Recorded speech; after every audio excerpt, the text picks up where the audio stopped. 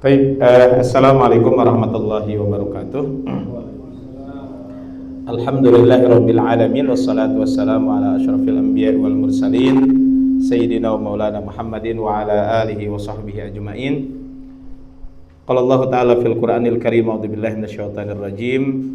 Ya ayyuhalladzina amanu la taqulu ra'ina wa qulu unzurna wasma'u walil kafirina 'adzabun alim. Ma yawaddul ladzina kafaru min ahlil kitabi walal musyrikin ay yunazzala 'alaikum ma yawaddul ladzina kafaru min ahlil kitabi walal musyrikin ay yunazzala 'alaikum min khairin min rabbikum wallahu yakhtassu bi rahmatihi may yasha wallahu dzul fadlil 'adzim. Yang sama-sama kita hormati Ketua PDM Muhammadiyah Kota Bandung, Pak Musa beserta jajaran pengurus, Bapak Ibu yang dimuliakan Allah Subhanahu wa taala. Tidak terasa ya, kita sekarang sudah memasuki ayat 104 dari surat Al-Baqarah. Dimulai dari surat Al-Fatihah dulu, kemudian sekarang surat Al-Baqarah di ayat ke-104. Insyaallah nanti kita akan bahas di surat Al-Baqarah ini adalah beberapa ayat yang nanti kita akan bahas di kesempatan hari ini, yaitu adalah ayat 104 sampai ayat ke-110 ya. Nah, kalau kita berbicara tentang ayat 104 ini adalah mungkin kita lihat dulu kira-kira apa hubungan antara ayat sebelumnya, kita membahas di ayat sebelumnya ayat 103 dengan 104 dan 105, kemudian apa hubungannya ayat 106 dengan 104 dan apa hubungannya ayat 108 dengan 106. Ini adalah yang para ulama tafsir sering mengatakan ini yang disebut dengan al-munasabat bainal ayat. Jadi hubungan antara satu ayat dengan ayat lain dan antara satu surat dengan surat yang lain. Nah, kalau kita perhatikan adalah di ayat sebelumnya, ayat 103, Allah Subhanahu wa taala mengingatkan kita semuanya kaitan dengan sifat buruk, pengkhianatan dan penyimpangan Bani Israel. Termasuk adalah bagaimana mereka memanipulasi kaitan dengan kitab suci, dan diantaranya juga adalah praktek sihir. Ini adalah kalau kita berbicara tentang ayat sebelumnya. Wabil khusus mungkin di ayat kemarin adalah ketika pembahasan sampai ayat 103 di pembahasan sebelumnya adalah bagaimana berbicara tentang sihir ini. Ini adalah di ayat sebelumnya kita membahas tentang bab ini. Nah, kemudian di ayat 104 ya dan 105 ini transisi. Fokus beralih kepada kaum mukminin. Jadi nanti fokus kita kepada orang-orang beriman. Bagaimana Allah Subhanahu wa taala mengingatkan orang-orang beriman agar apa? Agar tidak meniru kebiasaan orang-orang Bani Israel tersebut. Orang-orang yang disebutkan di ayat sebelumnya. Di antaranya adalah kebiasaan mereka mempermainkan kaitan dengan bahasa. Meniru kebiasaan buruk mereka, di antaranya apa? Permainan bahasa Yahudi. Dan ini juga ada satu hal yang sangat buruk adalah kedengkian mereka. Bahkan di dalam ayat Al-Quran tuh banyak ayat-ayat kenapa mereka itu tidak mau beriman kepada Rasul sallallahu alaihi wasallam. Salah satunya adalah hasadan, karena iri dan dengki mereka. Ya kan, orang-orang Yahudi itu kan kenapa mereka tidak beriman kepada Rasul? Padahal mereka tahu bahwa nanti itu akan turun seorang nabi namanya Ahmad, namanya Muhammad. Tetapi karena bukan dari golongan mereka, karena iri kepada Rasul sallallahu alaihi wasallam, akhirnya apa? Akhirnya mereka tidak mau beriman. Nah, ini adalah kalau kita lihat kaitan dengan bab ini. Nah, yang menariknya adalah ayat ini adalah ayat ya merupakan panggilan pertama dari 88 panggilan dalam Al-Qur'an yang dimulai dengan ya ayyuhalladzina amanu. Jadi di dalam Al-Qur'an itu ada ayat-ayat yang dimulai dengan ya ayyuhalladzina amanu. Nah, ayat pertama itu adalah ayat ini. Kalau secara urutan bukan urutan turun ya, urutan yang ada di dalam mushaf. Ada makanya buku yang ditulis oleh Syekh Abu Bakar Al-Jazair. Beliau menulis buku, judul bukunya adalah Nida'atur Rahman li Ahlil Iman. Itu buku yang ditulis oleh beliau kaitan dengan apa? Ayat-ayat yang dimulai dengan ya ayyuhalladzina amanu. Ada juga salah seorang ulama di Mesir sama menulis juga tentang ayat-ayat yang dimulai dengan ya ayyuhalladzina amanu. Nah, ini adalah panggilan dengan identitas spesifik, yaitu apa? Orang-orang yang beriman. Makanya apa? Ya ayyuhalladzina amanu, ya. Kalau kita perhatikan, saya baca di satu buku yang ditulis Ustaz Adi Hidayat, itu judul bukunya adalah Tadabur Ayat Puasa. Itu bagus. Salah satunya adalah beliau agak panjang membahas tentang ya ayyuhalladzina amanu. Kenapa dengan ya ayyuhalladzina amanu?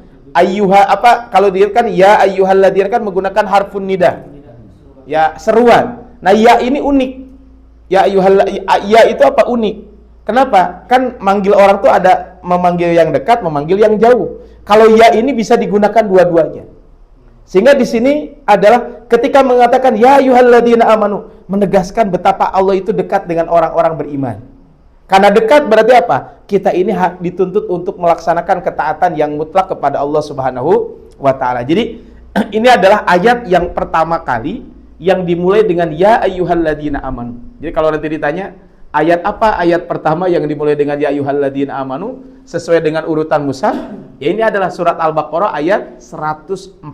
Makanya ayatnya dimulai dengan ya ayyuhalladzina amanu. Nah, Bapak, ini ayatnya. Kita lihat di sini. A'udzubillahi minasyaitonirrajim. Ya ayyuhalladzina amanu la taqulu ra'ina. Ya. Audionya ke mute apa enggak kedengeran? Atau yang lain ada yang nyala enggak audionya? Tapi ini katanya ke mute. Cek. Suara saya terdengar, Bu Kaila Alika? Oh, siap.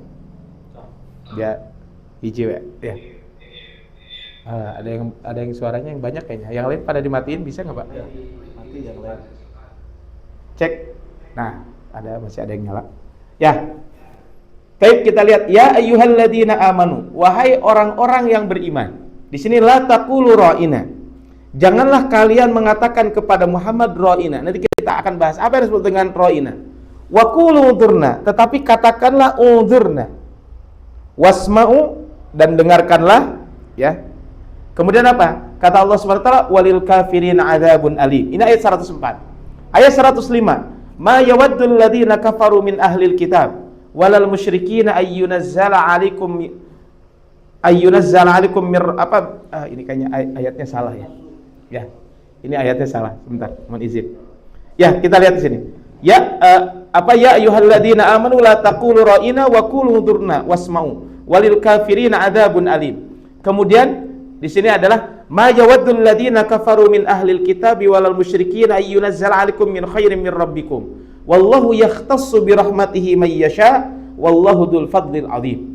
Nah, kalau kita lihat kedua ayat ini, Bapak Ibu yang dirahmati Allah Subhanahu wa taala, kalau kita berbicara tentang asbabun nuzul ayat ini, ya, kita kan kalau ayat itu disebut dengan asbabun nuzul, kalau hadis Nabi ada yang disebut dengan asbabul wurud. Nah, kalau kita lihat asbabun nuzul kaitan dengan ayat ini, disampaikan bahwa apa? Bahwa ayat ini, kalau kita perhatikan kaitan dengan ayat ini, maka apa? Ayat ini adalah sahabat sering berkata ra'ina kepada Nabi SAW. Sebenarnya sahabat Nabi sering mengatakan ra'ina.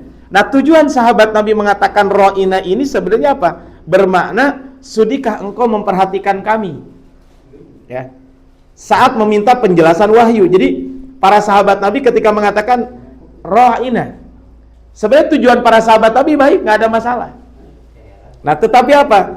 Tetapi kata Allah Subhanahu wa taala, kemudian apa? Ternyata kata-kata ini, ya ayyuhalladzina amanu la taqulu ra'ina, kata-kata ra'ina ini adalah kalau diterjemahkan ke dalam bahasa Indonesia, ini nanti kita akan bahas di ujung kaitan dengan kata-kata ra'ina ini adalah sering diterjemahkan ra'ina itu adalah bodohlah engkau.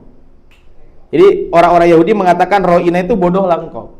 Maka dalam bahasa Yahudi, ra'ina itu berasal dari kata ar-ra'unah, yang berarti adalah keburukan dan kebodohan. Jadi la taqulu ra'ina. Yahudi menggunakan kata-kata ini apa? Untuk mengejek Nabi Muhammad SAW secara terselubung. Maka apa? Kemudian ketika itu apa? Sahabat Nabi bernama Sa'ad bin Mu'ad yang memahami bahasa Yahudi menyadari ejekan tersebut dan mengancam akan memenggal leher orang-orang kafir tersebut. Maka kemudian Allah menurunkan wahyu, ya ayyuhalladzina amanu la taqulu ra'ina. Allah menurunkan ayat 104 melarang total penggunaan kata ra'ina, menutup celah penghinaan, menggantinya dengan unzurna. Intinya apa? Jadi ra'ina ini para sahabat mengatakan ra'ina itu tujuannya baik.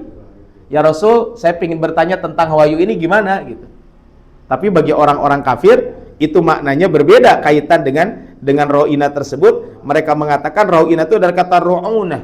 Ar-ru'unah itu artinya apa? Artinya adalah kebodohan atau kebobrokan, keburukan. Ini adalah kaitan dengan asbabun nuzul ini.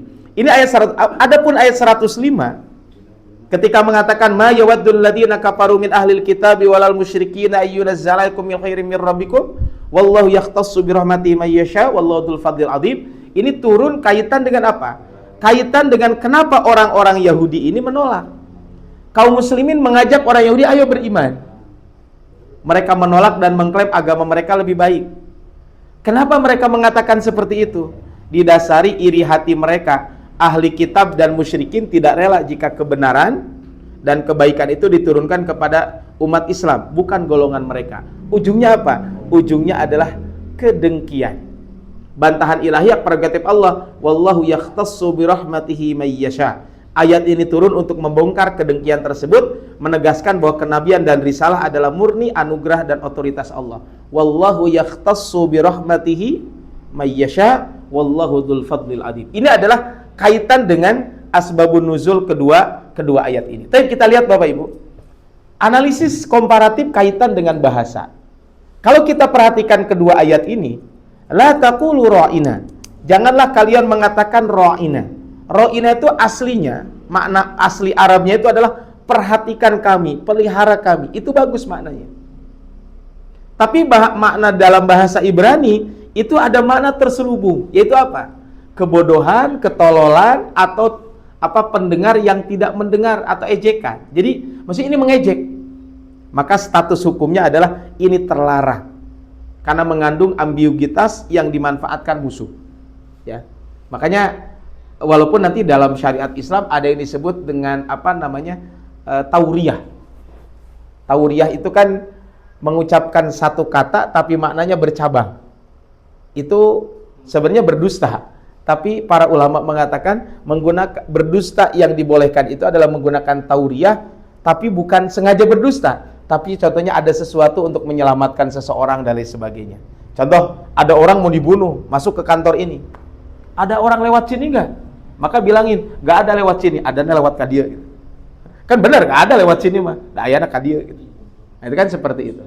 Ya, ini adalah kaitan. Tapi jangan digunakan kata tauriyah ini untuk mengelabui orang. Nah, sering kan di kita mah, di mana kene? Di lampu merah. Lampu merah mana? Kalau lampu merah masuk, Pak. OTW cenah. OTW padahal mah apa? OTW di kamar tidur ke kamar mandi. Ari OTW Bapak geus jalan gitu, itu namanya OTW gitu. Atau bahasanya dari OTW teh tungguan we. Eta mah OTW tanya. Nah, tapi apa? Tapi kata Allah jangan mengatakan la taqulu ra'ina. Tapi yang harus kita lakukan adalah apa? Waqulu unzurna. Yang harus kita katakan adalah unzurna. Unzurna itu adalah pandanglah kami, tunggulah kami sejenak agar kami paham. Ya, ini adalah kalau kita berbicara tentang ayat ini. Kelebihannya apa? Murni bahasa Arab yang tegas, tidak memiliki celah makna ganda yang buruk. Statusnya adalah diperintahkan waqulu unzurna dan katakanlah unzurna. Tapi Bapak Ibu yang dirahmati Allah Subhanahu wa taala, di sini ada apa? La taqulu ra'ina wa qulu unzurna wasma'u. Kalau kita kaitan dengan ayat ini Bapak Ibu yang dirahmati Allah Subhanahu wa taala, ini dari sisi bahasa, ini kan tadi dari sisi kosakata, ini kalau dari sisi balaghah. Maka disebutkan adalah di dalam ayat la taqulu ra'ina wa qulu unzurna wasma'u walil kafirina adzabun alim ma yawaddul ladzina kafaru min ahlil kitabi walal musyrikin wallahu yakhtassu bi rahmatihi may yasha wallahu dzul fadlil adzim. Kalau kita lihat di sini ada kata mir rabbikum. Ini adalah menggunakan apa? Penggunaan kata Rob, Tuhan pemelihara, memberikan sentuhan penghormatan. Ini mengingatkan hamba akan tarbiyah, pemeliharaan dan kasih sayang Allah kepada umat. Kenapa tidak min ilahikum, tapi mir rabbikum? Untuk lebih menekankan Allah itu sebagai Rob. Kemudian penggunaan lafaz Allah, kata Allah disebut 2 kali, ya, berturut-turut. Wallahu yakhtassu bi rahmatihi may yasha. Wallahu dzul fadlil adzim. Kenapa kata Allah diulang-ulang? Maka disebutkan, kata para ulama mengatakan ini adalah tabkhimul amr, menunjukkan keagungan, kepastian dan kebesaran urusan ini. Dan disebutkan yakhtassu bi rahmatihi, rahmat menunjuk spesifik kepada Nabi. Allah menutup rapat pintu hasad dengan menegaskan bahwa rahmat dan keutamaan dibagi mutlak berdasarkan kehendak Allah, bukan pesanan manusia. Nah, ini adalah kalau kita lihat di sini dari sisi balaghahnya adalah lafaz Allah kenapa diulang? menunjukkan keagungan Allah Subhanahu wa taala dan kepastian. Kemudian yahtassu bi rahmatihi, mereka iri kepada siapa? Kepada umat Islam. Padahal kata Allah, urusan rahmat mah kenapa iri sama seseorang, itu mah urusan Allah. Makanya jangan sampai hasad. Kan repot Pak kalau sudah hasad mah ya. Dan kalau sudah hasad mah padahal mah urusan rezeki mah urusan Allah. Ya. Makanya ayat anekdot kenapanya? Ayat apa? Ada orangnya memang bodoh gitunya. Terus dia teh mau hayam Pak. Terus hayam teh kalah labur. Terus arsi bapak teh santai we kabur teh. Nah bapak santai ya teh hayam kalah labur. Kan bae dah hayam teh apal alamatna cenah ada alamatna aya di saya. Kan begitu. Da alamat mah aya di urang. Artinya apa? Dari rezeki mah urusan Allah Subhanahu wa taala. Dan kita lihat di sini. Bapak Ibu rahmat Allah SWT, dari ayat ini maka apa? Maka di sini adalah ada satu kaidah fikih yang sangat penting buat kita adalah saddud dari'ah. Apa yang dimaksud dengan saddud dari'ah? Saddud dari'ah itu adalah prinsip memotong perantara menuju keburukan. Mencegah sesuatu yang asalnya boleh karena berpotensi besar memicu keharaman, maka jangan dilakukan. Ini adalah yang disebut dengan saddud dari'ah. Makanya sering kalau kita lihat kaitan dengan saddud dari'ah ini adalah harus selalu kita perhatikan. Jadi menolak sebuah kejahatan, ya, padahal kejahatan itu belum terjadi, maka lebih baik kita cegah dari awal. Maka dalam fikih ada yang disebut dengan saddud dari'ah. Makanya Bapak Ibu, di dalam Islam itu tidak ada ayat yang mengatakan janganlah berzina. Yang ada adalah janganlah mendekati zina. Makanya kalau dilihat, kenapa di dalam Islam itu kholwat itu dilarang? Laki-laki dan perempuan bareng berdua di satu ruangan berdua. Kenapa kalau bukan mahramnya tidak boleh? Itu sebenarnya saddud dari'ah, untuk mencegah sesuatu yang ya lebih besar lagi. Dalam syariat Islam ketika terjadi kerusuhan dan lain sebagainya, maka penjualan senjata itu dilarang. Padahal jual beli senjata boleh. Tapi kenapa dilarang? Nanti khawatir dipakai ngebunuh. Menjual Al-Quran kepada non-muslim yang kita tidak tahu apa yang tujuan dia, itu tidak dibolehkan. Kenapa? Saddud dari'ah, mencegah sesuatu, jangan sampai nanti orang tersebut adalah apa? Jangan sampai orang tersebut adalah menghinakan Al-Quran. Maka ini disebut dengan saddud dari'ah. Termasuk di sini adalah ucapan kata ra'ina. Mengucapkan ra'ina niatnya mubah dan baik kan? Karena maknanya apa? Berikan penjelasan kepada saya. Tetapi ungkapan ini biasa digunakan oleh orang-orang Yahudi di masa itu untuk mengejek kaum muslimin. Namun dilarang menjadi haram, kenapa? Karena berpotensi menjadi senjata bagi Yahudi untuk menghina Nabi. Jadi kadang kata-kata yang boleh kalau bisa menjurus kepada sesuatu yang tidak dibolehkan, itu tidak diperbolehkan. Makanya ayat ini menjadi dalil utama bagi mazhab Maliki dan mazhab Hambali menetapkan hukum protektif. Segala jalan yang mutlak membawa kepada haraman, maka wajib untuk ditutup. Ya, contoh Pak, kalau ada kegiatan, contohnya punten, ada hiburan, jika hiburan ini berpotensi akan menjadikan apa namanya? Akan ada keburukan di situ, maka hiburan itu ditutup. Walaupun hiburannya mungkin biasa-biasa aja. Sesuatu yang secara secara ini diperbolehkan. Makanya di sini adalah memahami prinsip saddud dari'ah. Tindakan mubah bisa menjadi haram, maka apa? Tindakan mubah netral. Potensi bahaya fitnah, maka itu menjadikan itu diharamkan. Makanya Bapak Ibu kalau kita menjual menjual anggur, menjual beli anggur mah boleh Pak. Saya jual anggur ke si fulan nggak apa-apa, orang anggur. Tapi kalau kita tahu anggur itu akan dibuat oleh dia jadi apa? Udah jadikan khamar, jadi nggak boleh jual anggur sama dia. Itu saddud dari'ah. Awalnya mubah, tapi ada potensi bahaya fitnah, maka ini dilarang. Makanya la taqulu ra'ina wa qulu unzurna wasma'u. Kata Allah Subhanahu wa taala, tapi yang benar adalah katakan unzurna. Kenapa ini dilarang oleh Allah Subhanahu wa taala? Bukan kata-kata ini terlarang, enggak, tapi akan menyebabkan bahaya yang lebih besar kaitan dengan bab ini. Nah, kaitan dengan ayat ini, Rasulullah SAW mengatakan di dalam sebuah hadis, man tasyabbaha biqaumin fahuwa minhum. Siapa yang menyerupai satu kaum, maka dia termasuk dari golongan mereka. Korelasi dengan ayat 104 ini apa? Larangan mengucapkan kata ro'ina adalah perintah langsung agar umat Islam tidak meniru gaya bahasa, kebiasaan dan dialek orang-orang yang membenci kebenaran. Tapi ini maksudnya nanti perlu diperhatikan ya. Jadi tidak, kan contoh gini, dilarang kita memakai pakaian, kan pakaian yang terlarang itu adalah pakaian yang menyerupai agama tertentu. Tapi maksudnya adalah pakaian itu memang menurut agama mereka ini pakaiannya gitu. Tapi kalau pakaian contohnya pakai dasi, pakai jas, itu bukan pakaian agama tertentu. Ya. Kan di dalam sebuah hadis Rasul biasa pakai jubah, bukan berarti lamun pakai batik jadi di sini yang pakai batik 1, 2 ya. Ada yang pakai batik. Baju koko itu kan baju apa ya? Istilah nama Cina kan koko main. Tapi nah artinya apa? Maksudnya gini, ini adalah kalau ada apa perintah langsung harga umatnya tidak meniru gaya bahasa, tapi gaya bahasa yang berkaitan dengan agama mereka. Kebiasaan yang berkaitan dengan agama mereka dan dialek orang-orang yang membenci kebenaran. Sehingga apa? Disinilah umat Islam diwajibkan memiliki kemandirian mutlak baik dalam ucapan, perbuatan, perayaan hingga penampilan fisik, terbebas dari dari pengaruh budaya kafir. Tapi sekali lagi adalah budaya ini adalah yang berkaitan dengan ritual agama mereka. Tapi kalau urusan-urusan muamalah ya nggak ada masalah. Ya contohnya teknologi hari ini. Mungkin jangan-jangan teknologi itu kan dari non-muslim. Makanya ada ungkapan al-hikmatu dhalatul mu'min. Hikmah itu adalah barang hilang dari orang beriman. Anna wajadaha fahu ahqubiyah. Dimanapun dia mendapatkan itu silahkan manfaatkan. Mungkin zaman dulu Pak, saya ketika SMA itu dulu nggak ada infokus, adanya proyektor Pak, anu kudu di print heula tiga namanya. OHP gitunya. Baru proyektor tuh sekarang bahkan ada proyektor yang segede gini Pak. Jadi portable, dia udah nggak pakai kabel. Saya portable ini kan masih pakai kabel. Mungkin nanti sekarang ada lagi Pak, dia pakai dongle, jadi pakai colokan, nanti nggak usah pakai kabel. Bahkan beberapa pakai Bluetooth. Beberapa alatnya sekarang udah bahkan yang canggih itu bisa langsung ke YouTube.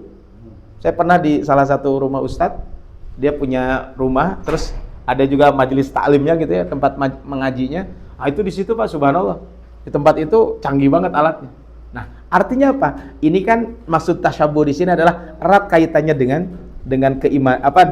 dengan perilaku ibadah mereka. Kalau tidak berkaitan dengan ibadah mereka tidak masalah. Nah, kaitan dengan tadi disebutkan ra'ina itu apa? Kebiasaan mereka tuh kan mengejek Rasul. Nah, di antaranya Bapak Ibu, la taqulu ra'ina itu sebagian mufassirin mengatakan la taqulu ra'ina itu adalah orang-orang Yahudi dulu kalau mengucapkan salam kepada Rasul itu bukan assalamualaikum, tapi assamualaikum. Jadi bukan assalamu tapi assamualaikum. Sehingga Rasul menyuruh jawabannya adalah waalaikum. Gak usah dijawab dengan waalaikumsalam, tapi waalaikum. Ini adalah kaitan dengan ayat ini. Makanya ini Bapak Ibu, ini hadis kecerdasan adab komunikasi. Orang-orang Yahudi tadi, selain kata ro'ina, Yahudi juga memanipulasi ucapan salam menjadi assalamualaikum. Kebinasaan, kematian untuk kalian. Rasul menjawab waalaikum. Jika ahli kitab mengucapkan salam kepadamu, maka jawablah dengan waalaikum dan atas kalian juga. Pelajarannya apa? Rasul mengajarkan kecerdasan dalam membalas tipu daya linguistik. Tidak perlu membalas dengan makian kasar. Cukup dengan ketegasan yang elegan dan menjaga martabat akhlak seorang muslim itu adalah seperti itu. Jadi ini kalau kita perhatikan bagaimana adab komunikasi Rasulullah SAW kaitan dengan la taqulu ra'ina wa qulu unzurna wasma'u. Maka dari ayat ini apa yang bisa kita ambil dari nilai pendidikan? Satu, penghormatan mutlak. Umat Islam wajib memilih diksi, kosakata yang paling sopan, mulia dan jauh dari mana ambigu saat berbicara tentang Allah, Rasul dan syiar-syiar Islam. Jadi gunakan bahasa yang jangan yang ambigu, bahasa yang paling sopan, bahasa yang paling mulia. Ini adalah kaitan dengan ketika kita membicarakan tentang urusan agama, tentang Allah dan Rasulnya. Waspada intelektual, seorang mukmin tidak boleh naif, harus cerdas dan peka terhadap permainan bahasa, propaganda atau interpretasi musuh yang bertujuan merendahkan Islam. Jadi memang artinya apa? Ya bahasa kita juga harus melek kaitan dengan teknologi, melek kaitan dengan keilmuan dan lain sebagainya. Ya walaupun mungkin nanti ada beberapa yang sebenarnya itu bukan berkaitan dengan agama tertentu, tapi kita juga harus berhati-hati. Kesiapan mendengar, perintah wasma'u di sini kan undur waqulu unzurna wasma'u. Di sini adalah perintah kita untuk mendengar, menegaskan bahwa klaim keimanan harus dibuktikan dengan ketaatan penuh pada instruksi Allah tanpa tawar-menawar. Makanya isma'u. Makanya nanti di ayat lain nanti qalu sami'na wa ata'na. Kami dengar dan kami taat. Bukan qalu sami'na wa asaina. Kenapa? Karena di dalam surat An-Nisa ayat 46 itu beda, Pak. Minal ladzina hadu yuharrifunal kalima am mawadhi'i. Di antara orang-orang Yahudi itu mereka mengubah perkataan dari tempat-tempatnya. Wa yaqulun, dan mereka mengatakan sami'na wa asaina. kami dengar tapi kami maksiat. Wasma' ghairu musma'in, dan mereka mengatakan apa? Kemudian dan mereka mengatakan pula, dengarkanlah sedangkan kamu sebenarnya tidak mendengar apa-apa. Wasma' ghairu musma'in wara'ina. Ini adalah kaitan dengan ayat ini. Nah, Bapak Ibu, bagaimana aplikasi mungkin dari dua ayat ini dalam kehidupan kita sehari-hari? Saring kosakata gaul. Jadi kosakata gaul itu harus disaring. Hindari ya, latah menggunakan kata viral, tren atau meme yang asal usulnya dari budaya fasik, makian atau bermakna ganda yang buruk demi menjaga lisan. Jadi intinya mah ya kita harus gaul mungkin Pak di media sosial hari ini ya. Kan ada punten ya. Saya nggak tahu apa jir itu gimana tuh? Anjir gitu ya. Nah, itu teh kata-kata apa gitu ya kira-kira. Ya, nah itu kan harus gaul lah bahasa kita gitu. Kalau ada kata-kata ya, walaupun viral dan lain sebagainya, tapi kalau itu maknanya kurang baik jangan. Ya. Kemudian bangga dengan identitas Islam. Nah, kita ini buang rasa minder, jangan ikut-ikutan merayakan hari raya orang lain, meniru gaya hidup atau mengadopsi kebiasaan kelompok yang tidak beriman. Hindari tasyabuh. Punten Pak, saya tidak membahas ini konteks contoh kaitan dengan ya. Di kita kan ada kadang orang teh bangga dengan ulang tahun. Saya tidak apakah ulang tahun itu haram dilihat juga ya. Tapi kan ada yang memaksakan Pak. Ya, harus ini itu dan lain sebagainya. Nah, sehingga apakah ulang tahun bisa jadi haram? Bisa jadi haram. Kalau apa? Di situ ada sesuatu yang tidak baik. Yang kedua, Pak, ulang tahun menjadi haram apa? Itu tuh seolah-olah menjadi satu keharusan. Kalau seorang istri gitunya marah ketika suaminya tidak mengucapkan selamat ulang bulan gitu. Ulang tahun malah meeting banyak. Ulang bulannya ulang bulan gitu ya. Kemudian manajemen hati kita harus bebas dari yang namanya hasad, ya. Dan tutup celah yang namanya fitnah kaitan dengan bab ini. Makanya ini adalah kalau kita lihat di surat apa? Surat Al-Baqarah ayat 100 apa? Ayat 104 sampai 105. Tapi kita lanjutkan Bapak Ibu yang dirahmati Allah Subhanahu wa taala. Setelah Allah Subhanahu wa taala menjelaskan di ayat 104 sampai ayat 105, kemudian berikutnya apa? Kemudian berikutnya Allah Subhanahu wa taala mengingatkan kita semuanya kaitan dengan apa? Kaitan dengan konsep nasakh dalam Al-Qur'an. Nasakh ini apa gitu ya? Nah, kalau kita perhatikan di dalam Al-Qur'an di sini adalah manansakh min ayatin aw nunsiha na'ti bi khairi minha aw mithliha. Kan kalau ayat tadi ayat 104 105 itu berbicara tentang jangan ikut-ikutan orang Yahudi. Mereka kalau diajak Islam gak mau, kenapa? Karena mereka itu iri dan dengki. Padahal apa kata Allah? Wallahu yakhtassu birahmatihi may yasha. Allah memberikan karunia terserah Allah. Mungkin Bapak Ibu ada orang yang punya mobil, ada orang punya motor, itu rahmat Allah Subhanahu wa taala. Jangan sampai kita iri kepada orang. Kenapa iri sama orang? Orang diberi sama Allah kok. Ya. Nah, kemudian ayat ini apa? Ayat 106 sampai ayat 108 ini adalah nanti kita akan banyak berbicara tentang apa? Tentang bagaimana hikmah di balik perubahan hukum ilahi yang disebut dengan nasikh wal mansukh. Apa hubungannya ayat sebelumnya dengan ayat ini? Kalau kita lihat di ayat 105, ayat sebelumnya membahas kedengkian ahlul kitab sebagaimana Huyai bin Akhtab dan manuver psikologi kaum musyrikin. Mereka mengejek Nabi karena mengubah hukum seperti pemindahan arah kiblat, menuduh Al-Qur'an hanyalah buatan manusia. Nanti kita akan bahas Bapak Ibu. Nanti di ayat 140-an, 130-an kita akan membahas tentang bagaimana proses perpindahan kiblat. Makanya di Madinah itu ada masjid kiblaten kan? Kenapa dia disebut masjid kiblaten? Itu disebut dengan masjid dua kiblat. Kenapa disebut dua kiblat? Bukan kiblatnya dua. Kan Rasul itu dulu ketika sholat menghadap Masjidil Haram. Menghadap Masjidil Aqsa. Kata orang Yahudi itu tinggali Muhammad sarwa we. Ibadahna mah jeung urang. Artinya Rasul berdoa dalam Al-Qur'an sebetulnya qad nara taqalluba wajhika fis sama.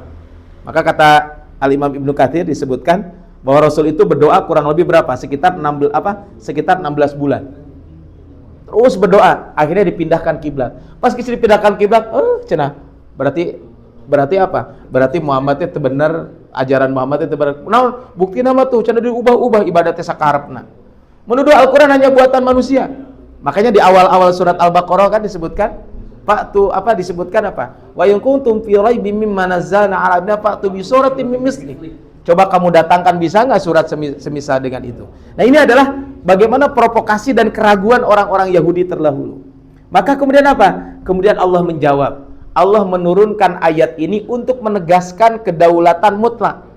Mulkus samawati wal ard. Nanti kita lihat Dan dalam ayatnya apa? Allah itu adalah pemilik langit dan bumi. Sehingga perubahan hukum nasikh bukan karena ketidaktahuan, tapi bukti kekuasaan, kebijaksanaan dan kepemilikan Allah atas alam semesta. Karena nanti ini kaitan dengan ilmu usul fiqh. Ada yang disebut dengan ilmu apa? Termasuk ulumul Quran juga nanti ada, yaitu adalah an-nasikh wal mansukh. Ada ayat yang menghapus, ada ayat yang dihapus. Nah, orang-orang Yahudi mengingkari an-nasikh wal mansukh. Kenapa? Kata orang Yahudi, kalau ada ayat yang dihapus berarti Allah itu tidak tahu. Ini adalah, padahal kalau kita perhatikan Ahlus Sunnah wal Jamaah sudah sepakat bahwa an-nasikh wal mansukh itu adalah ada. Nanti kita bahas kaitan dengan ayat ini. Makanya kalau kita perhatikan di sini apa? Alam ta'lam annallaha lahu mulkus samawati wal ardh. Ketahuilah bahwa sesungguhnya Allah itu pemilik langit dan bumi.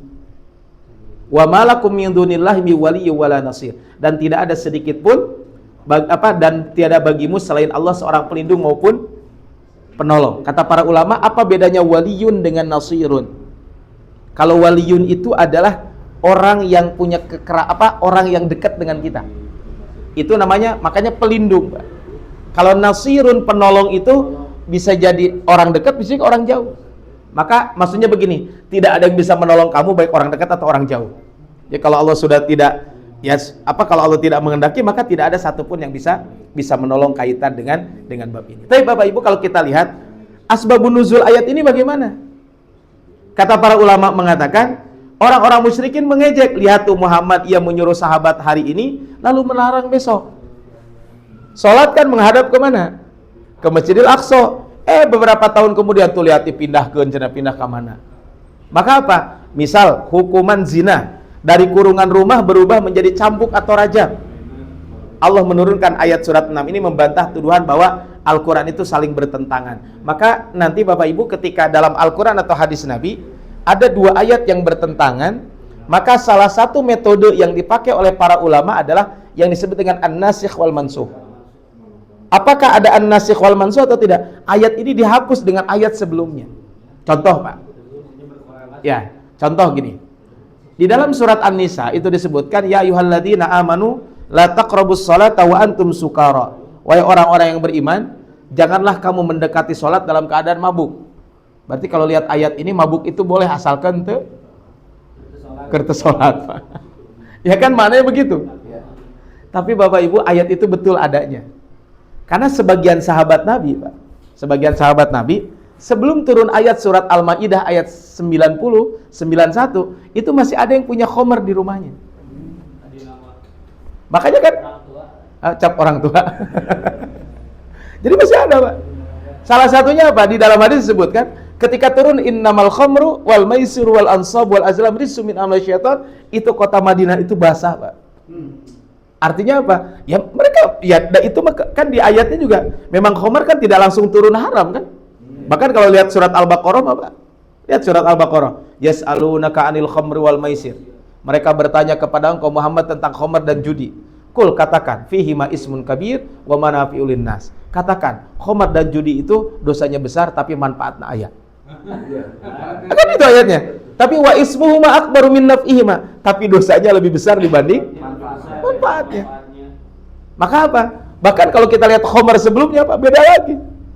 Kan khamar itu terbuat dari apa? Dari anggur. Anggur itu ada yang dimakan buat khamar. Tapi begitu turun ayat ini, sami'na wa ata'na. Para sahabat tidak ada yang berani ngapa-ngapain. Itu adalah kalau kita perhatikan kaitan dengan ayat ini. Contoh lagi Pak, ini an-nasikh wal mansukh. Nanti lihat dalam surat At-Taubah ayat 41 Pak, nanti disebutkan bahwa apa? Bahwa ketika Allah Subhanahu wa taala mengatakan, maka infiru khifafan wa thiqala.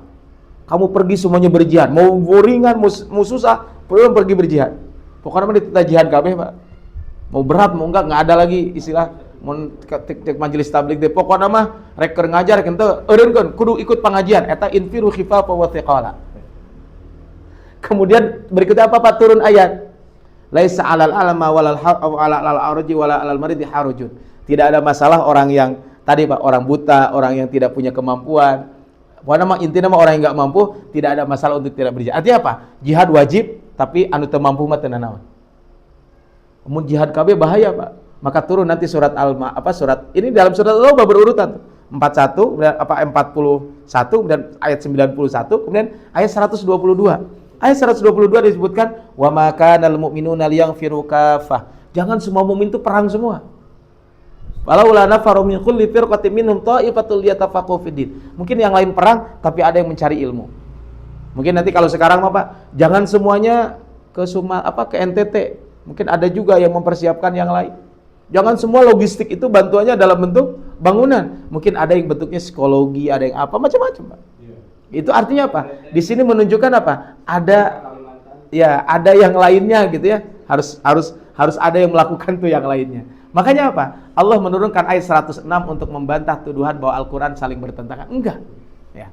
Kemudian kalau ayat 107, Abdullah bin Abi Umayyah dan tokoh Yahudi menuntut mukjizat secara keras kepala. Jadikan bukti sofa sebagai emas. Atau apa? Jadikan sofa sebagai emas. Kemudian turunkan kitab dari langit sekaligus seperti Musa.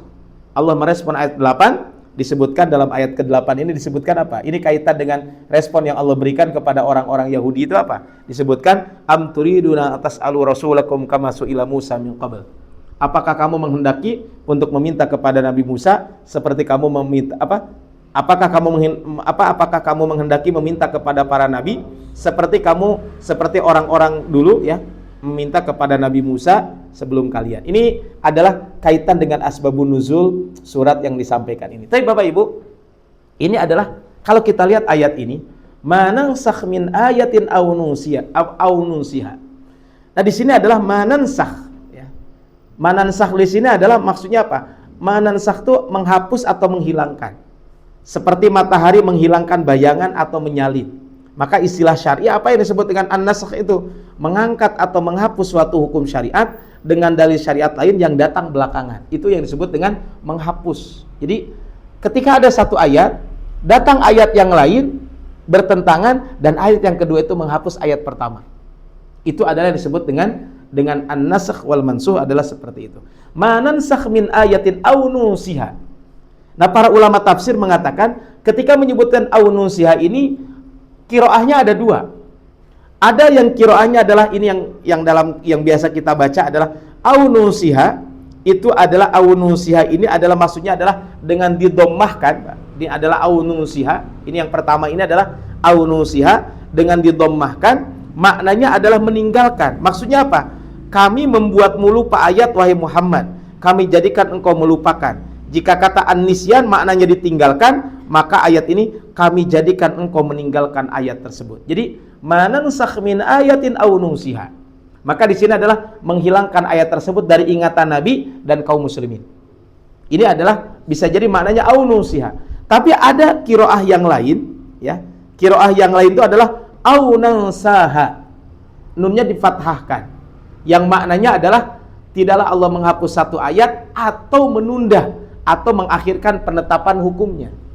Dua-duanya adalah, kata para mufassirin mengatakan, dua-duanya adalah saling melengkapi satu dengan yang lain.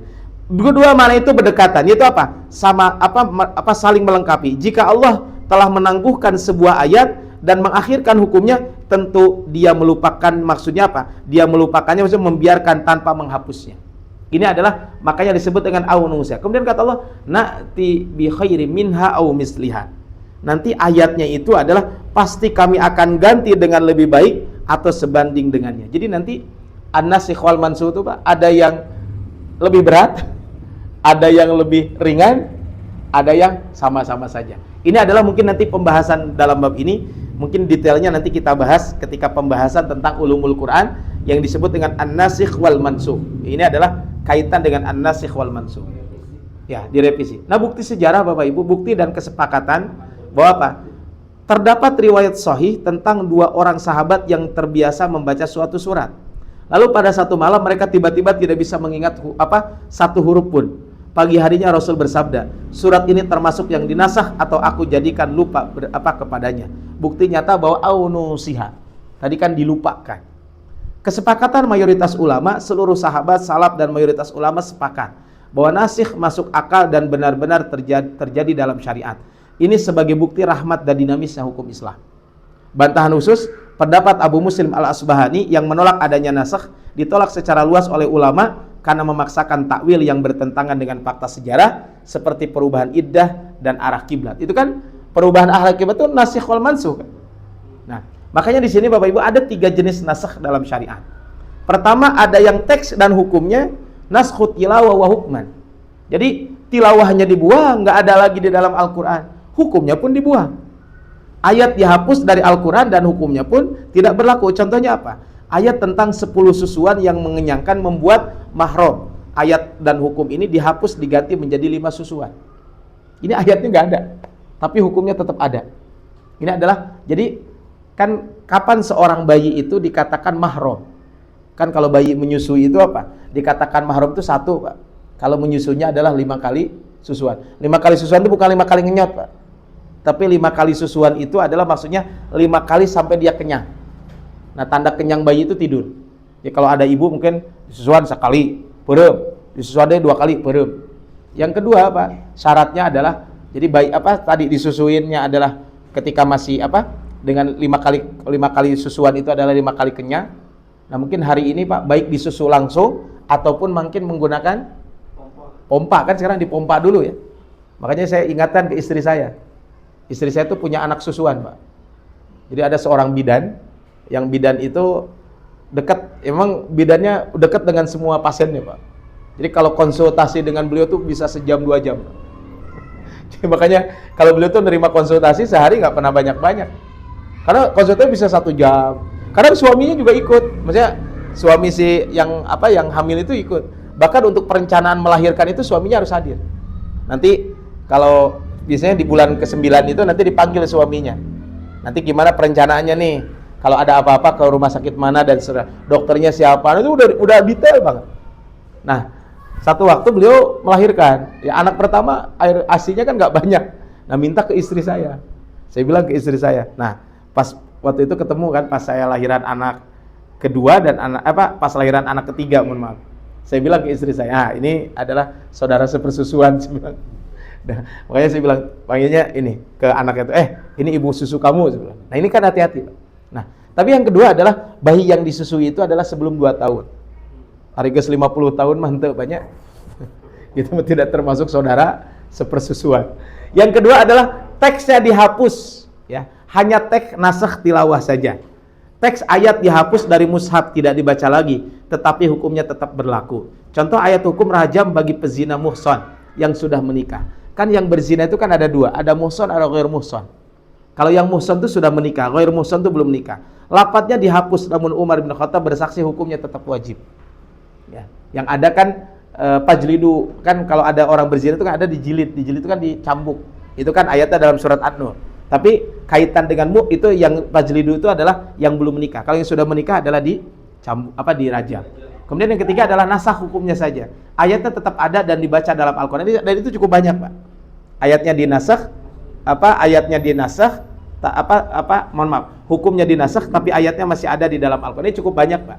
Contohnya adalah ayat tentang iddah wanita wafat dalam surat Al-Baqarah ayat 240 dan 234. Yang menariknya, Pak, 240-nya itu tentang iddahnya itu adalah 1 tahun, tapi ayat 234 iddahnya 4 bulan 10 hari.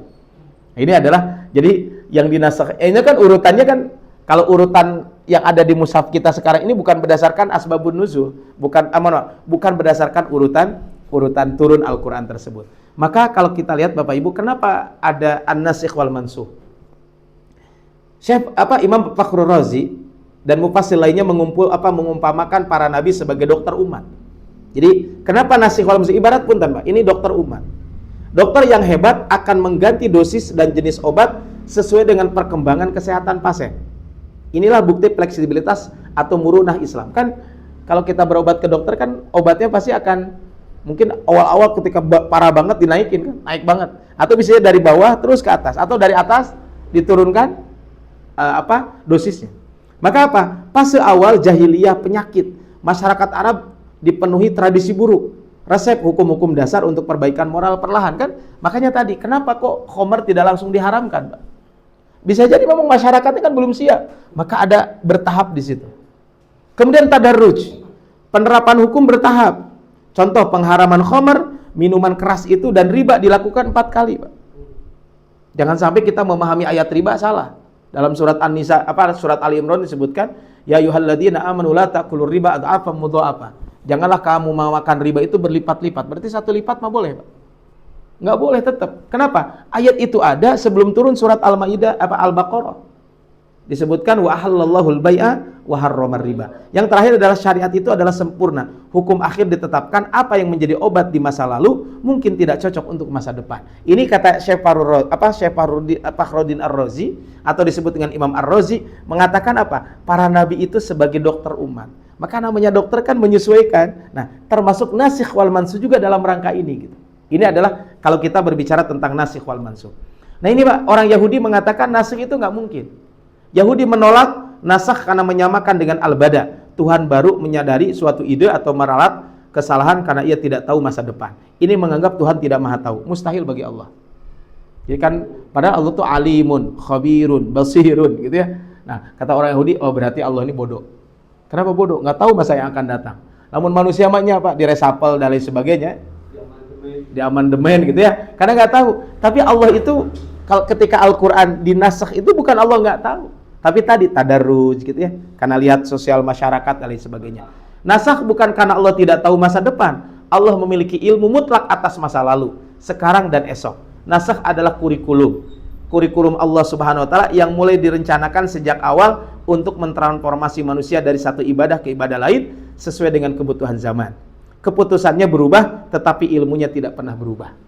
Seperti mungkin Bapak Ibu bisa jadi kan, kurikulum itu kan ada tahapannya, kelas 1, kenapa ini 2, dan seterusnya. Padahal materinya sama. Saya kemarin sempat membahas kurikulum di salah satu lembaga pendidikan, kaitan dengan sholatnya sama, pembahasan sholatnya. Tapi untuk SD kelas 1 berbeda sebelum dengan SMP kelas 9. Berbeda lagi dengan SMA kelas 12. Mungkin titik tekannya akan berbeda. Maka Bapak Ibu, aplikasi dalam kehidupan kita apa dari ayat ini? 1, Bapak Ibu, ketaatan mutlak. Maka tadi disebutkan adalah manansakh min ayatin aw nusyanati bi khairin amita alam ta'lam annallaha ala kulli syai'in qadir. Dan seterusnya di ayat ini maka apa? Kita harus sami'na wa ata'na. Ketaatan sejati berarti tunduk pada perintah Allah saat itu, meskipun hukum tersebut berbeda dengan masa lalu. Tadi para sahabat Nabi ketika mengatakan innamal khamru wal maisiru wal ansabu wal azlamu rizqum min amali syaitan, maka mereka langsung sami'na wa ata'na. Seorang sahabiah ketika turun ayat tentang hijab, dia tidak punya jilbab, apa yang diambil? Yang diambil hordeng, Pak. Ini menunjukkan apa? Sami'na wa ata'na. Mengimani bahwa Allah itu penguasa mutlak alam semesta, sebagaimana ditegaskan di dalam Al-Qur'an, surat apa? Surat Al-Baqarah ayat 107, yaitu apa? Bahwa Allah lah yang memiliki langit dan bumi. Kemudian berikutnya adalah memahami fleksibilitas Islam. Menyadari bahwa syariat Islam itu diturunkan untuk kemaslahatan manusia. Adanya nasakh menunjukkan bahwa agama ini dinamis, tidak kaku, dan selalu membawa solusi yang lebih ringan atau bermanfaat. Maksudnya gini, kan Islam itu ada yang hukumnya itu ada yang sawabit yang tidak mungkin berubah, Pak. Tapi ada juga yang mutaghayyirat. Wabil khusus mungkin dalam bab muamalah ya. Dan ibadah-ibadah yang sifatnya kebersamaan. Apa ibadah-ibadah yang sifatnya apa namanya, Pak? Melibatkan orang banyak. Contoh, Pak. Punten. Contoh ibadah haji hari ini. Kan kalau dulu seingat saya ketika saya dulu kuliah S1, itu yang namanya melontar jumroh itu, Pak. Itu pokoknya tidak boleh kurang dari jam 12. Pokoknya harus setelah tergelincir matahari aja. Kalau sekarang mah Pak bebas kapanpun. Kenapa? Mungkin lihat situasi, kondisi. Dulu Pak yang namanya mabit di Musdalifah itu mabit. Kalau sekarang kan ada istilah mabit safari murur ya. Yang murur itu kan sekarang di Musdalifah itu nanti beberapa jemaah nanti akan dikalkulasikan oleh Kementerian Agama, dia hanya lewat aja Pak di Musdalifah tuh nggak nginep. Jadi lewat jam 12 lewat. Jadi si bis itu betul-betul lewat di Musdalifah aja. Yang penting sudah ada di Musdalifah langsung lewat. Itu adalah artinya fleksibilitas. Dulu tempat melontar jumroh saya ingat Pak ketika pertama kali haji 2002 itu lontaran jumroh cuma 2 lantai. Sebelumnya 1 lantai. Terus jadi 2 lantai. Sekarang 5 lantai Pak. Tempat sa'i dulu cuma 2 lantai, sekarang 5 lantai. Tempat tawaf sekarang lebih luas lagi. Ya. Kalau dulu 2 lantai kan, sekarang lantai ketiga. Wah, lantai ketiga gede banget, Pak. Itu lumayan kalau sekali muter itu sekitar 700 meter. Kalau Bapak di sana 7 putaran kan 4,9 kilo. 5 kilo tidak kemana kan banyak bumi jalan. Nah, ini kan hal-hal seperti ini mungkin artinya apa? Inilah Pak, apalagi mungkin dalam masalah-masalah kontemporer. Dulu ada istilah bai'ul ma'dum. Bai'ul ma'dum itu adalah menjual barang yang tidak ada. Sekarang Pak rata-rata bai'ul ma'dum semua, Pak. Jual beli online kan? Walaupun para ulama mengatakan jual beli online bukan bai'ul ma'dum. Barangnya ada, cuman nggak ketemu orangnya. Artinya apa? Di sini adalah bagaimana Islam itu adalah fleksibilitas Islam. Tentu dalam mutaghayyirat. Kalau sawabit kita nggak bisa. Rukun Islam ada 5, rukun iman ada 6, sholat subuh sekian rakaat. Itu mah sudah clear, Pak. Tapi mungkin nanti bisa jadi ada perkembangan zaman ke depan yang ini adalah fleksibilitas Islam itu ada di situ. Kemudian menghindari sikap keras kepala. Jangan meniru sikap Bani Israel dan musyrikin Quraisy yang menuntut mukjizat secara tidak masuk akal hanya untuk berdebat. Hindari sikap ta'annud keras kepala dalam beragama. Mesti gini, Pak. Ayat ini menunjukkan apa? Disebutkan am turidu antas kama su'ila Musa min qabl. Kan ayat ini turun. Dulu ada beberapa sahabat Nabi yang bertanya kepada Rasul tapi berlebihan pertanyaannya. Contoh masalah haji.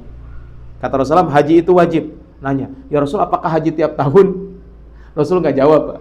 Sampai 3 kali kata Rasul, kamu tuh jangan nanya. Kalau saya jawab iya, kabayang haji kudu tiap tahun. Kan berat. Nah, ini adalah, maksudnya adalah, jadi ada pertanyaan, gini, bukan dilarang bertanya ya. Tapi ada pertanyaan-pertanyaan yang sebenarnya nggak usah ditanyakan. Tapi tadi, contohnya apa? Pertanyaan yang jangan itu contohnya apa? Pertanyaan hanya untuk ngetes, untuk nguji, atau mencari kebenaran. Bukan kebenaran, mencari pembenaran. Karena ada apa orang, dia nanya ke Ustadz A, tapi Ustadz A tidak sesuai dengan keinginannya, nah ke Ustadz B. Terus saya nanya, artinya tujuannya apa? Bukan cari kebenaran, tapi cari pembenaran. Kalau dia sudah mendapatkan jawaban sesuai dengan yang dia inginkan, ini adalah keinginan saya. Itu yang nggak boleh, Pak. Ya, atau pertanyaan itu untuk memberatkan diri sendiri dan bukan untuk diamalkan. Inilah yang pertanyaan orang-orang Yahudi tadi kan? Kama su'ila Musa min qabl. Sebagaimana orang-orang Yahudi bertanya kepada engkau sebelumnya. Sehingga dulu ketika turun ayat ini beberapa sahabat Nabi itu sampai 1 tahun nggak mau bertanya kepada Rasul. Mudah-mudahan ada orang Arab pedalaman yang menanyakan katanya. Makanya kan kata Rasulullah dalam sebuah hadis Rasul mengatakan bahwa apa? Bahwa innallaha farada faraidha fala tudayyuha. Allah menetapkan satu yang wajib jangan kamu melalaikan. Wa harrama asyan fala tankiha. Allah mengharamkan sesuatu jangan kamu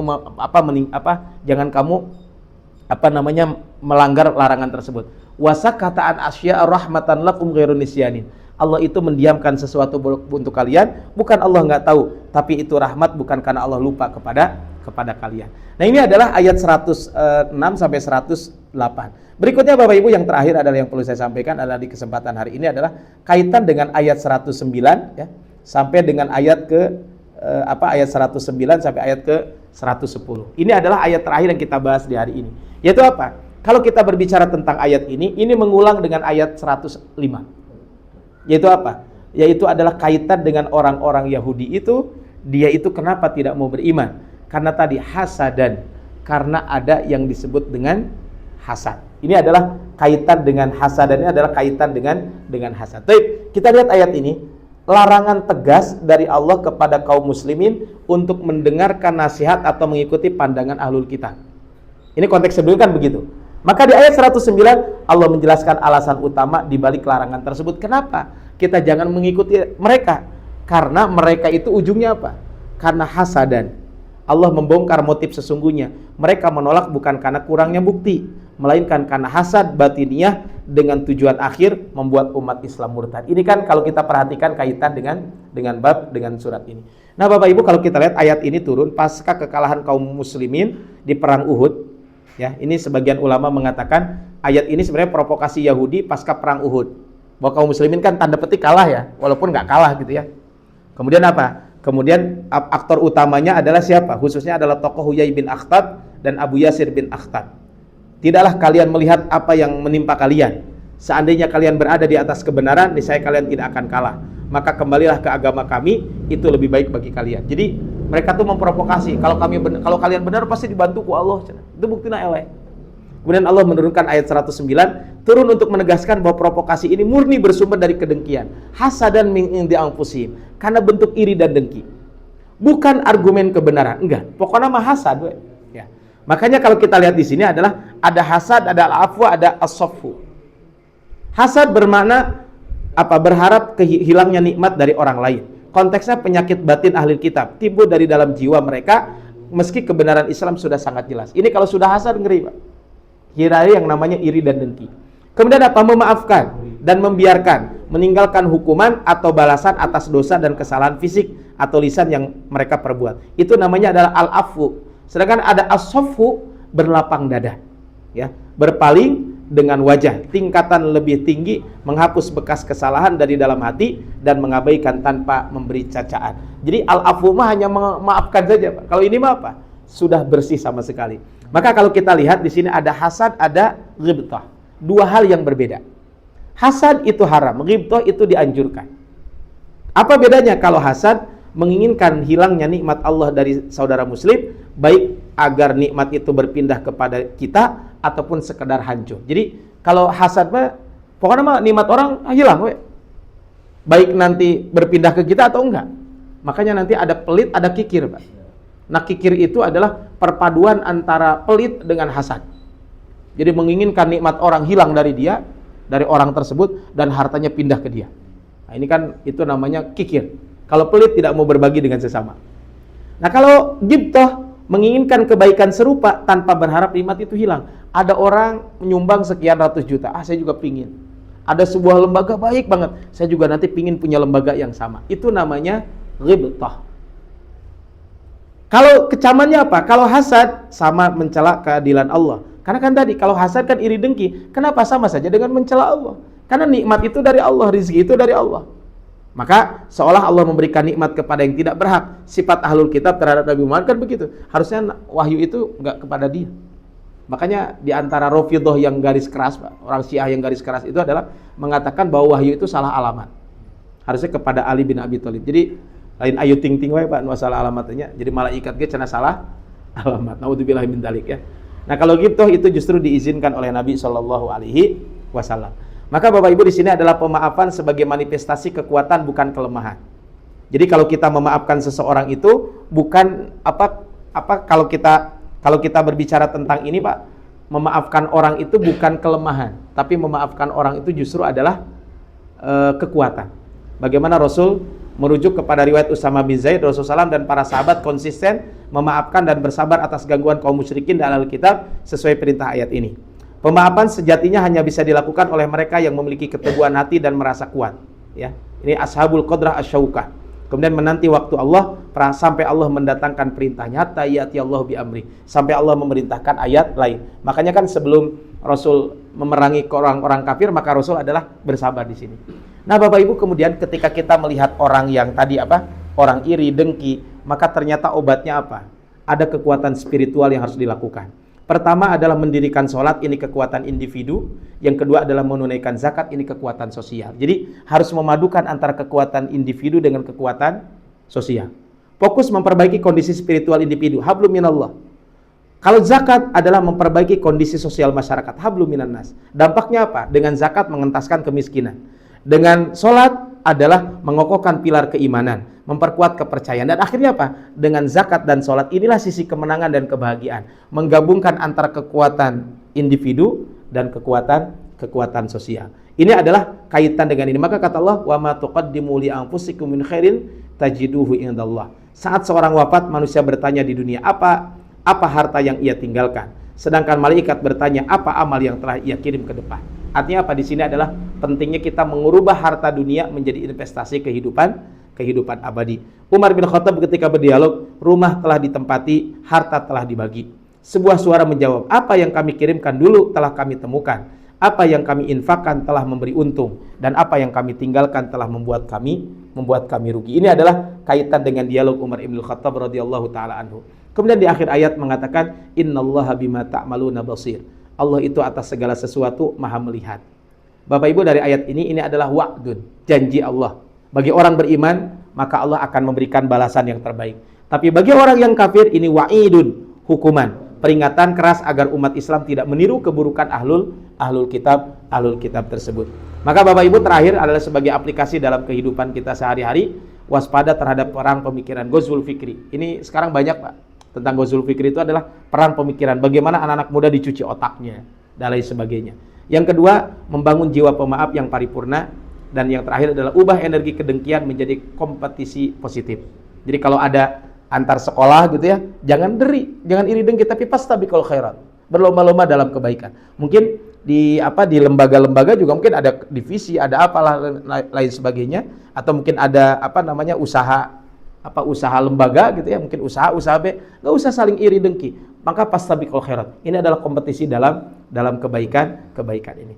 3 amal jariah yang sebagai bekal menuju akhirat, ini inspirasi dari surat Al-Baqarah ayat 110, sedekah jariah, ilmu bermanfaat, dan anak soleh yang selalu mendoakan kedua orang tuanya. Jadi Bapak Ibu, kalau kita perhatikan, maka sebenarnya akarnya itu adalah hasad. Solusi sosialnya adalah al-afu wasfah, maafkan, lapang dada, menanti ketetapan Allah. Hasil akhirnya kebaikan di sisi Allah. Wa ma tuqaddimu li anfusikum min khairin tajiduhu indallah. Maka di sini kebaikan itu akan didapatkan ketika kita memiliki kekuatan spiritual internal, yaitu salat dan zakat, membangun pertahanan individu dan koneksi kepada masyarakat. Setiap kebaikan yang kita kirimkan tidak akan pernah hilang di sisi Allah. Innallaha bima ta'maluna basir. Allah itu atas segala sesuatu Maha mengetahui. Saat menatap pemakaman, Imam Ali pernah mengatakan, rumah telah kosong, harta telah dibagi, pasangan telah menikah lagi. Seandainya mereka diizinkan berbicara, niscaya mereka akan berseru, sesungguhnya sebaik-baiknya bekal adalah ketakwaan. Ini adalah kaitan dengan apa yang bisa disampaikan di pertemuan hari ini. Mudah-mudahan apa yang disampaikan bermanfaat, ya khusus bagi saya, umumnya bagi Bapak Ibu semuanya yang hadir di kesempatan hari ini. Demikian yang disampaikan, mudah-mudahan bermanfaat. Saya kembalikan dulu kepada MC. Mangga falyatafaddal masykuran.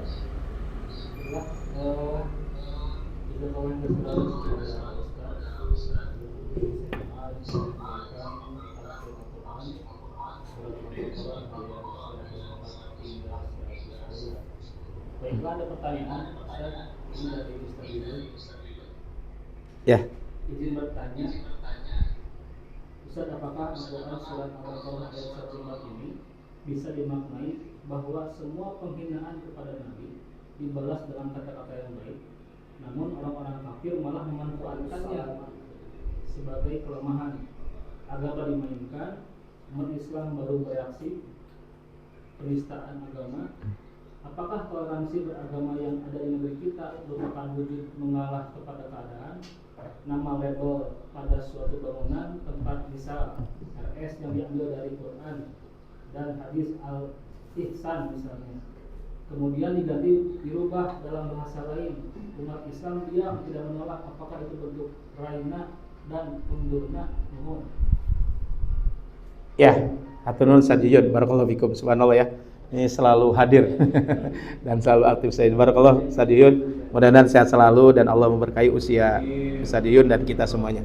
Tapi ayat ini kan tadi disebutkan ya ayyuhalladzina amanu la taqulu ra'ina wa qulu unzurna. Tadi ayat ini kan turun berkaitan dengan perilaku kaum Yahudi di Madinah yang menggunakan kata ra'ina kepada Nabi sallallahu alaihi wasallam.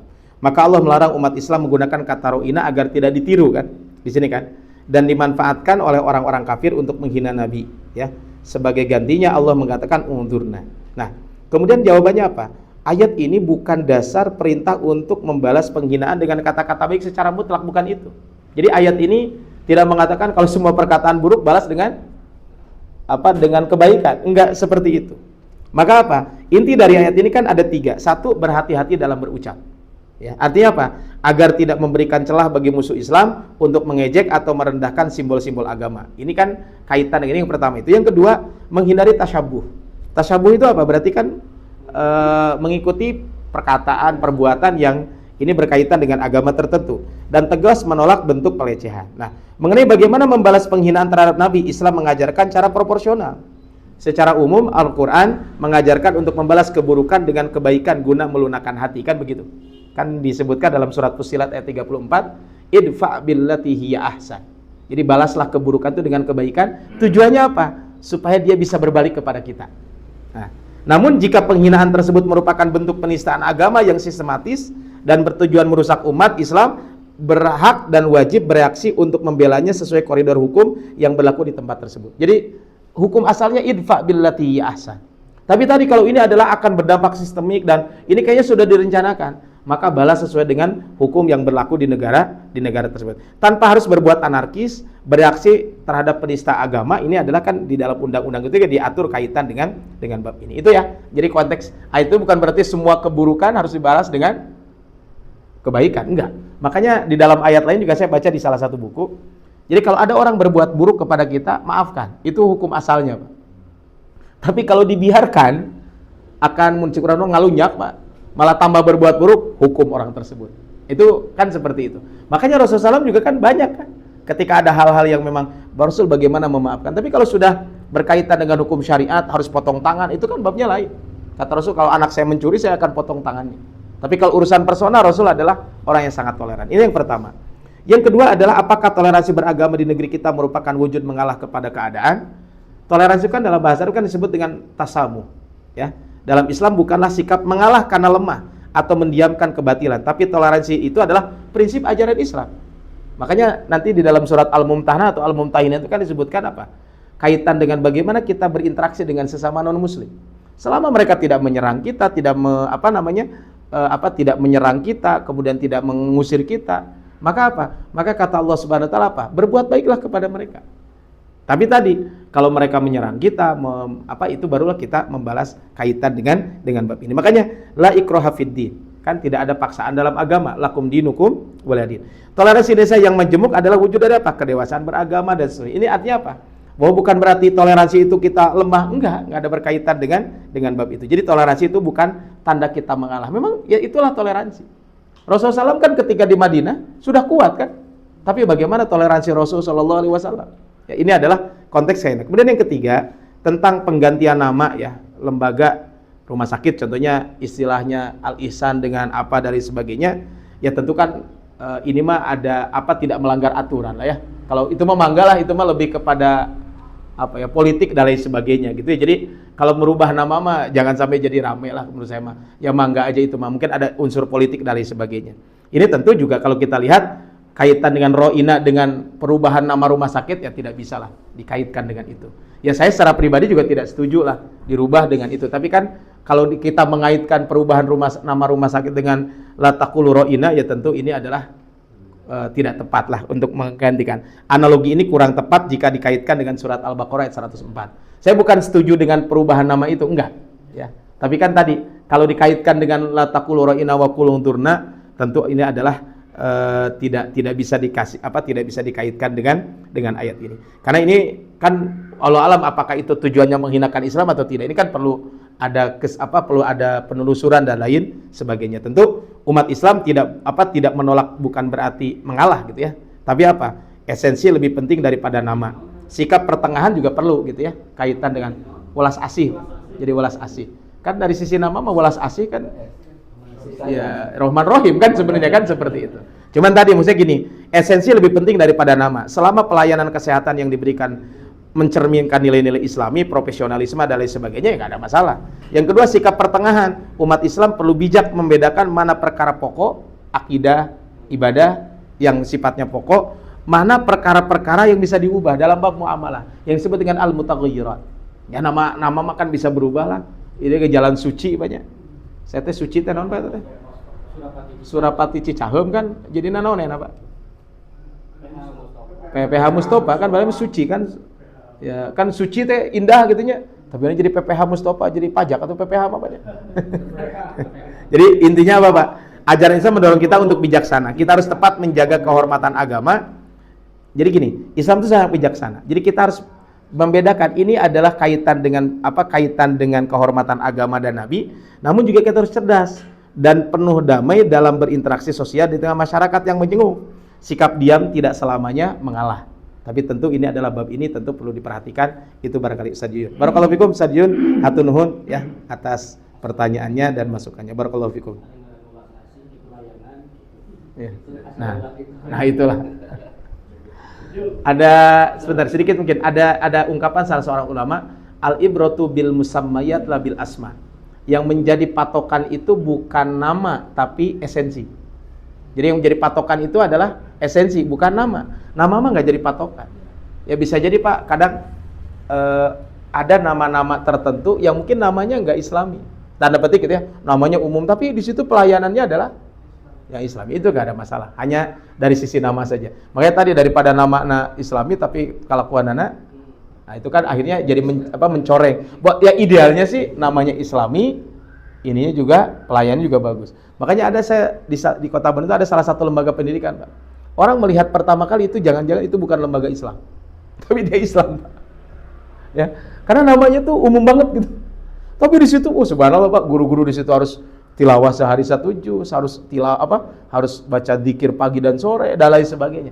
Dari sisi nama mah biasa aja gitu. Ya mungkin nggak ada masalah kan dalam konteks sebuah nama. Tapi tadi mungkin ya idealnya sih tadi, kalau nama-nama yang memang identik dengan agama tertentu itu baru mungkin yang disebut dengan tasyabuh. Tapi kalau namanya yang sifatnya umum nggak ada masalah. Tadi saya contohkan Pak, kalau saya pakai jas, saya pakai dasi ngisi pengajian boleh atau enggak Pak? Boleh aja. Yang jangan mah adalah kalau saya ngisi pengajian pakai peci itu dikikent Pak. Itu kan itu khas agama tertentu kan, yang pecinya itu rahib kan? Atau mungkin saya pakai pakai baju tapi di sininya adalah logonya memang murni atau ada logo salib contohnya. Itu kan nggak boleh kan, berarti kaitan dengan agama tertentu ya. Itu barangkali jazakallahu semuanya, mudah-mudahan bermanfaat apa yang saya sampaikan di hari ini. Saya kembalikan kepada Ustaz Zulfikar, maka ada pertanyaan lagi dari Pak. Ya, mungkin ini terakhir pertanyaan singkat saja. Tadi saya tidak akan menanyakan Al-Quran 109 ya, tapi tadi pernah disinggung dengan masalah khamar itu ya.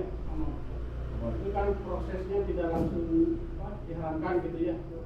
Nah, berarti kalau sebelum diharamkan itu orang-orang Arab dahulu itu seperti minum biasa aja ya, minum arak itu seperti, jadi karena tidak ada larangan gitu, jadi seperti minuman biasa saja. Memang apakah seperti itu? Ya, jadi ya jika minuman biasa baik gitu. Satu itu, yang kedua singkat saja pertanyaannya, ketika kita umroh atau haji kan itu jemaah itu kan musafir ya. Maka selamanya di sana sholatnya itu di jamak qashar atau udah mukim gitu. Terima kasih itu aja. Ini menarik nih. Yang pertama Pak, ya jadi gini, orang Arab masa jahiliyah tuh memang meminum khamar sebelum turun ayat ini. Jadi kalau kita perhatikan Pak, ayat khamar itu kan turun pertama kaitan surat Al-Baqarah 219. Yang disebutkan adalah menjelaskan adanya madharat. Jadi dosanya ada, manfaatnya ada. Artinya kan ini nimbang-nimbang. Yang kedua adalah ketika hendak sholat, surat An-Nisa ayat 43. La taqrabus sholata wa antum sukara.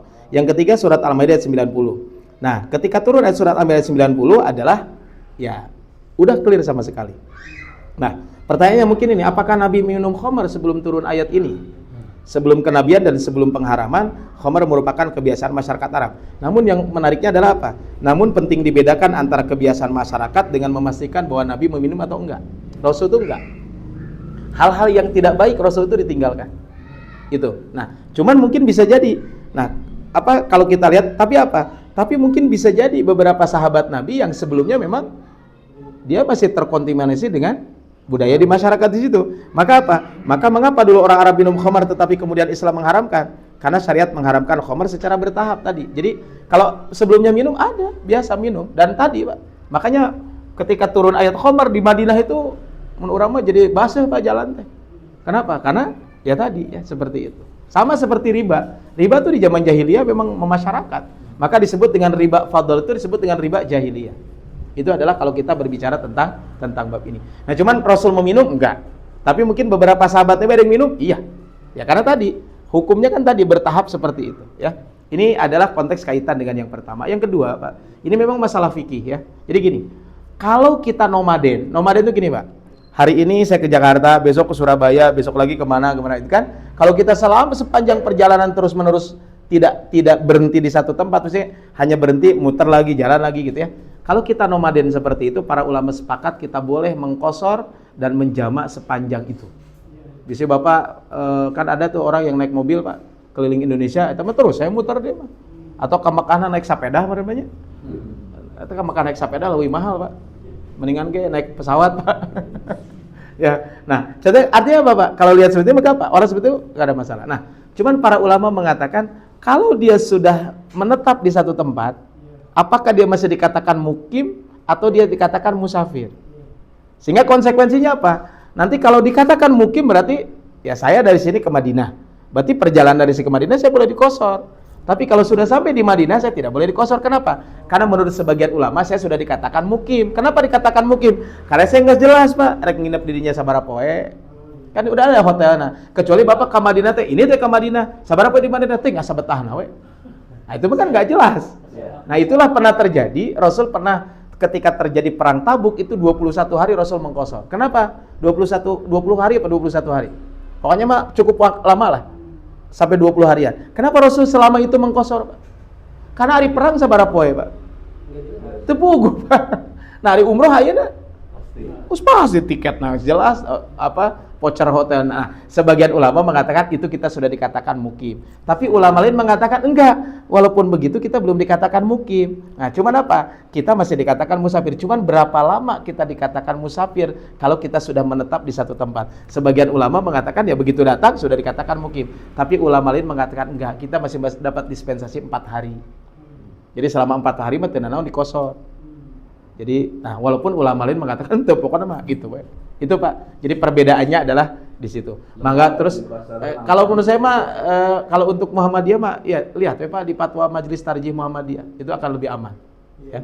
Kalau jemaahnya, kalau nanti umroh jemaahnya adalah satu komunitas gitu ya.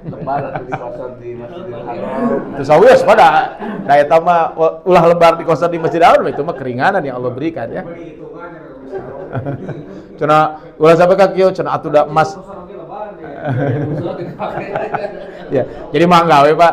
Kalau saya mah prinsipnya begini, kalau saya ke jemaah, ya Bapak mumpung di dia sok lah salat di masjid unggal poe gitu ya. Kan dapat langkah ke masjid dan sebagainya. Hari pembimbing memerendahkan seminang teh, Pak. Ya perlu bukan minang teh, dia juga perlu tenaga dan sebagainya. Itu barangkali hafalul bisa. Ya, mangga. Selanjutnya yang terakhir Bapak Ustadz Iqbal mungkin 5 menit Pak ya, karena kita akan menjelang maghrib. Dipersilakan Pak. Enggak. Suaranya nggak kedengeran di saya? Nggak, di saya nggak kedengeran. Pakai ini? Bentar, Pak.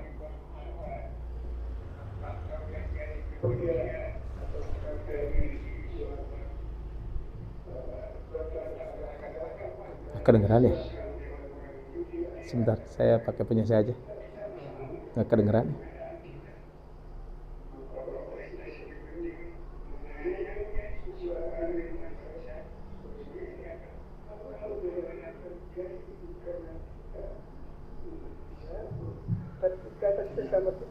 Pak Iqbal izin Pak, bisa diulang Pak, suaranya kurang jelas di saya. Oh iya, saya ulangi bahwa uraian tentang perbedaan, permusuhan, kebencian itu tadi kan dapat dimaklumi karena itu terjadi antara beda agama, Yahudi, Kristen dengan Islam. Kita maklumi itu karena akidah berbeda. Tetapi yang menjadi renungan saya sore ini adalah perbedaan internal umat Islam. Yang kadang sesama umat Islam, lagaknya, tingkahnya mirip-mirip seperti Yahudi terhadap kita. Nah, ini mengapa itu bisa terjadi? Ini yang perlu direnungkan. Nah, maka di poin terakhir kan mengatakan bahwa solusi tentang itu adalah mendirikan salat dan menunaikan zakat. Nah, ini saya ingin memahami.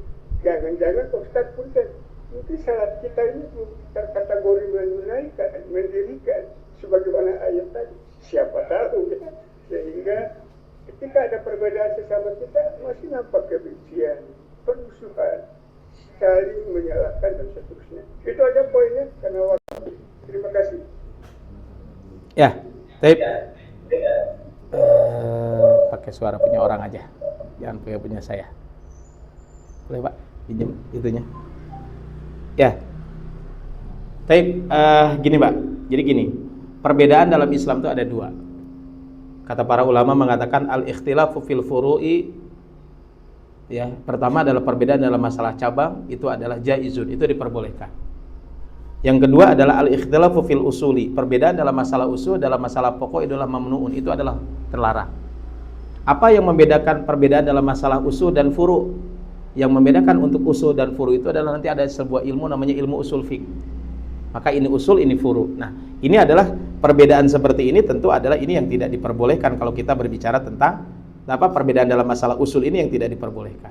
Adapun perbedaan dalam masalah furu itu nggak ada masalah. Dan itu mah terjadi dari sejak zaman Rasul Shallallahu Alaihi Wasallam. Di zaman Rasul pernah terjadi ada dua orang sahabat Nabi, dia melakukan perjalanan, kemudian ketika itu hujan tidak menemukan air, hujan turun. Yang satu, dua-duanya udah selesai sholat, yang satu mengulang wudhu dan sholat, yang satu enggak. Kata Rasulullah SAW, kamu benar dan kamu pun adalah kamu dapat 2 pahala, ya.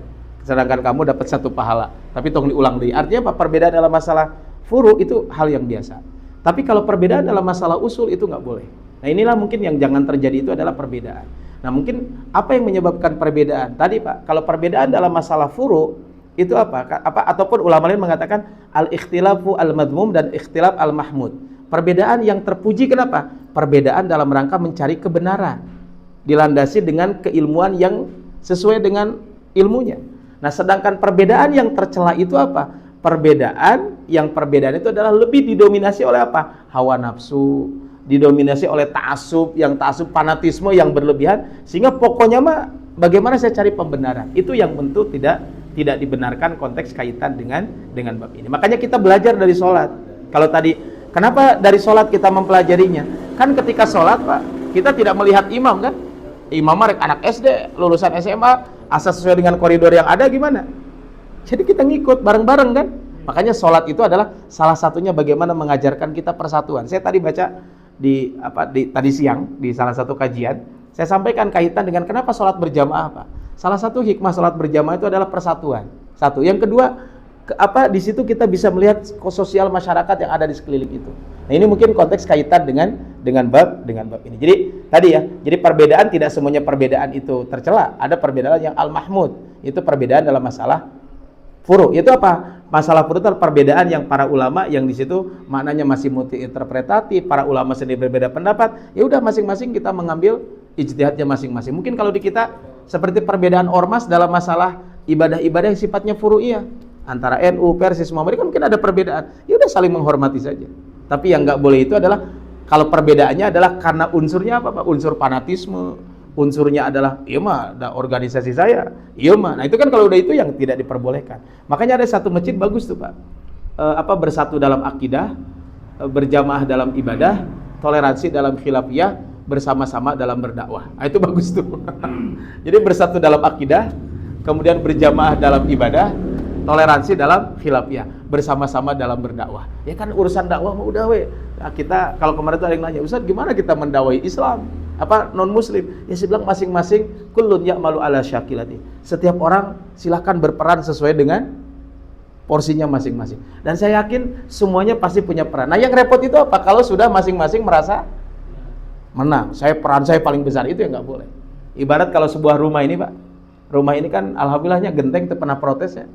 Cek genteng itu orang kepanasan je, ketirisan kan, yang hujan tiris panas, nah kan, cenah orang yang dihanap tuh jadi tehel, cek tehel orang mau dijejekan wae.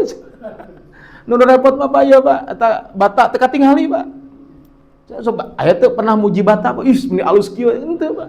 Nu muji mah tembokna alus kan, nggak pernah muji batana alus Pak. Tapi bata itu berperan. Nah inilah Pak kalau kita ibaratkan sebuah bangunan itu seperti itu. Mungkin itu ya. Ustaz Iqbal barakallahu fikum atau nuhun jazakallahu khair. Bapak Ibu sekalian yang